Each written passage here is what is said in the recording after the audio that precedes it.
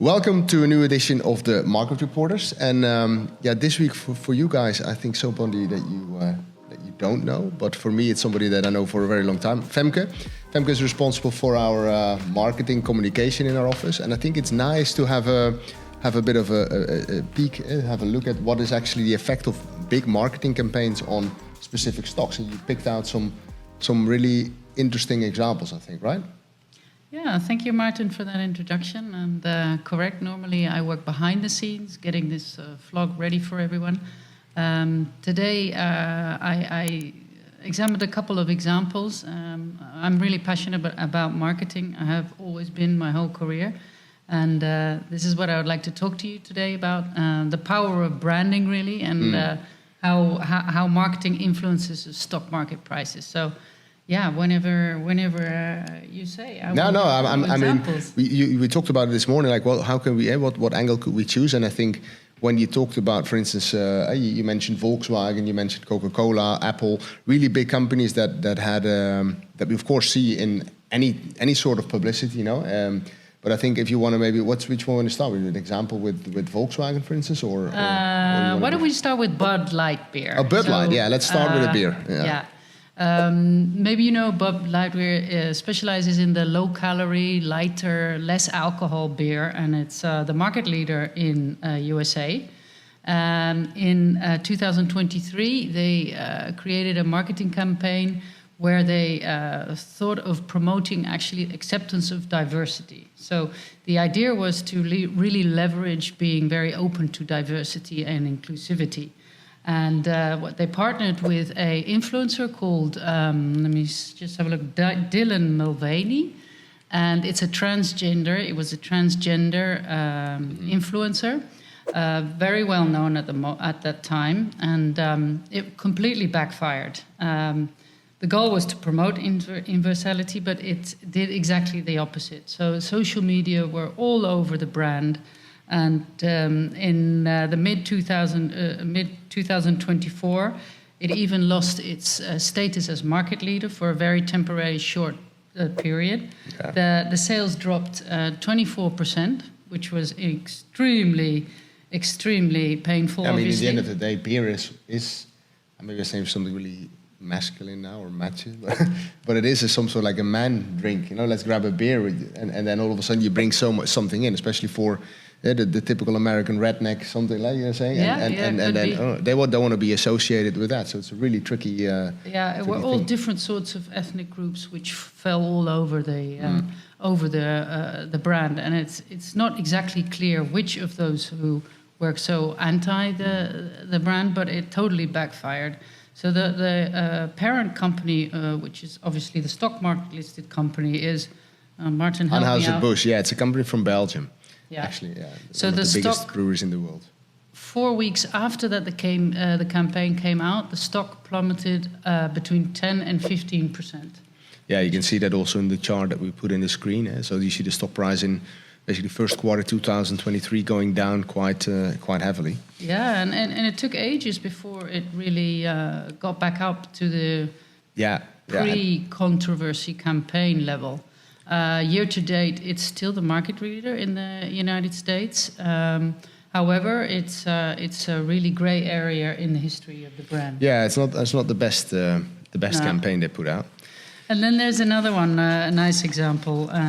This one's actually an AI-generated Christmas commercial. Which company are we talking about? I'm talking about Coca-Cola. And this is a really recent one. This is the one which you all might recall because it's just out in November, December. It's the one with the fleet of the cherry trucks, and they're driving through the street and they're delivering ice cold beers, obviously, to consumers. So what happened here is that they have a tiny disclaimer in the screen, and the disclaimer reads, created by real magic AI. And this is where it went wrong, because apparently all the criticism had to do with the fact that people thought there was no connection to humanity, there was no Christmas feeling, there was no, like, Coca-Cola normally has a very strong brand recognition to the festive season. Yeah. And this was completely missing for this commercial. So, Martin, what do you think? Did it have a positive or negative effect on the stock market? Well, based on what you just said, I think it was negative. Well, this is the strange thing.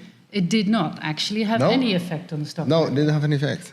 This is one of the first AI things that didn't have an effect on the stock market. And that's, if you're okay, I just want to highlight also a little bit the situation that we are in at the moment, if you want to do like a little sidestep. So the stock market today, as we all know, is 24% up, right? So it's been an extremely good year. Last year was also extremely good, so 23%. So I think there's a lot of people that are wondering what is next. Are we going to keep this rhythm up? And yesterday I came on my bicycle and I rode home and I listened to a podcast, Macro Voices. I think it's maybe worth also have a listen to it sometimes. They have really good speakers. And they were talking about the bubble effect of the whole AI scene. And you just mentioned Coca-Cola, so I just want to highlight that a little bit. I mean, we're seeing a lot of comparisons to 98, 99 with the whole dot-com bubble. Everybody knew that internet was going to be huge, but nobody really knew, and with nobody, I mean actually Wall Street, so the market, nobody knew what was going to be the outcome, what was going to happen really. And the same thing is happening with AI. Coca-Cola is using AI. Everybody's using AI for everything, but nobody really knows how to make it profitable. That's also what Casper and me talked about 2 weeks ago with Adobe, with Firefly. I mean, beautiful products, but they're not capable of monetizing it yet. They can't get any money out. So or not yet. Or not yet. Yeah, exactly. But that is also something. There's a lot of, at this moment, the stock market has a consideration that profits of companies will keep growing on a level of 17%. On average, that has been 8%. So they need to comply with those estimations, right? So if they, at the moment that orders fall back, like for instance in end of 1999, we saw all of a sudden that Cisco, everybody was ordering those VoIP telephones, etc. All of a sudden the orders fell down. If we can see, for instance, all of a sudden that the amount of orders for AI utilities or chips, for instance, or data centers or whatever is going down, that is a signal that something in the market is happening. And there's another really big important thing that I want to highlight, and then I give back the word to you for the last example, is that if you look at the United States at the moment, the asset management, so the professional market, is for almost 99% fully invested in the stock market. Everybody is full in. And that has never been the case in the past. So there's only 1% of cash reserves. So if the market tips over, just like last night, and last night all of a sudden Powell said he's not going to do 5 rate cuts, he's going to do 2. And the market all of a sudden went down 3%. So you see there's nobody has cash, has liquidity to step in and buy that opportunity. So that is something that the market should really take in consideration. And then to end off with, if you look at the growth, everybody say, yeah, but the United States is growing. Yeah, on a 12-month basis, we're still growing 3%. If you're looking at a 6-month basis, that is only 2%. But if you look at like the last 2 months, the growth is only 0.7%. So the growth is really going down. So it's really stagnating. So if we keep that at 0.7, that the United States is not growing anymore, we might even get into a recession. So there's a lot of things that I think is important also for, and next week we'll do a wrap-up of the year to keep in consideration for next year. And specifically with the whole AI, you see with Coca-Cola, it had no effect.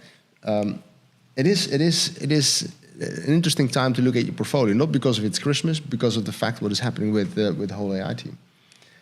Interesting. Let's wrap up with one more example. Yeah, or maybe even 2 if we have time. Depends. Whatever you want. Have you ever heard of the Dieselgate? Volkswagen of course I did. Yeah, I mean, I remember the stock plummeting when it happened. You remember that? Yeah. God, you have a good memory. They're talking about 2015. And what happened there was actually a serious scandal because not only did Volkswagen pretend that they were actually having diesels, sending them out on the market, which were environmentally friendly, they literally manipulated the emission test as well with software. So they secretly manipulated it to make it seem as if they were environmentally friendly. Now, of course, that leaked out, and the Volkswagen stock plummeted by over 30%. And that erased billions and billions of euros in the market value. So I think that one probably would win the prize of biggest fail in marketing campaigns. Yeah, not only fail, it's like they're scamming the whole. It's ridiculous. How they managed to get over something like that is still Yeah, quite I impressive. mean, Volkswagen is in a really dark place at the moment as well because of the debts. Casper talked about it with his presentation about Germany. I mean, Volkswagen is one of the engines, literally, of the German economy, and this has been a big hit almost 9 years ago. And where they are now at the moment, it's not going very well for them. No. Let's finish off with a very positive one, Yes. which was actually Apple. Apple shot on my iPhone. This was in between 2000. When was that? 2000. That was the campaign call, shot on my iPhone. Shot my iPhone, yeah, and they still implement it. It had to do. It's very simple, actually. Basically, what they did and what they still do, whenever they launch a new iPhone, they ask their users to really send in their pictures of videos and pictures made with the actual iPhone to show off their advanced technology in the camera. And this has worked so well for them over the past, let's say, 215 and 2018. They have, well, you probably know that off by heart, Martin, but they have grown 150%. Yeah, The stock has grown. iPhone sales. It's also...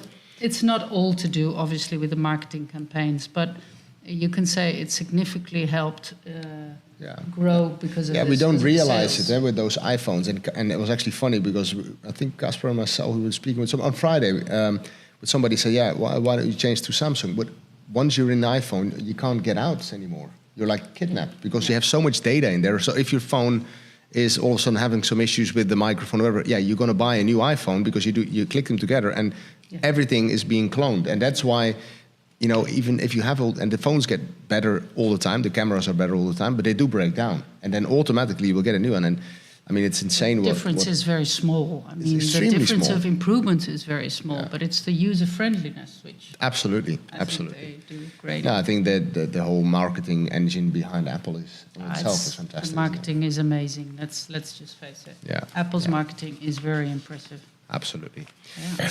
Okay, Femke, well, nice to do a vlog with you once. Maybe we should do this more often. No?